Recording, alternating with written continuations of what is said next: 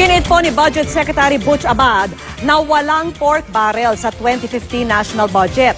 Sagot po niya ito sa sinabi ni Senadora Miriam Defensor Santiago sa privilege speech niya kahapon. Ayon kay Abad, walang lump sum sa 2015 budget at hindi na rin pwedeng makialam dito ang mga mambabatas. Pero aminado naman si Abad sa isa pang ipinunto ni Santiago na may pagbabago sa kahulugan ng savings sa ilalim ng 2015 budget. Nilinaw lang daw nila ang definisyon ng savings para wala ng pagkakamali sa interpretasyon nito. Tugon ito ng DBM sa puna ng Korte Suprema na pagkakamali umano ng Malacanang na magdeklara ng savings kahit hindi pa tapos ang taon.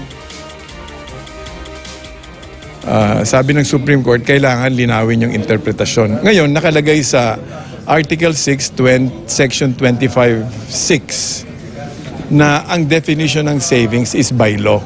So, ibig sabihin, ang Kongreso kailangan sa batas ng definition ng savings. Kaya sa GAA natin, meron tayong definition ng savings.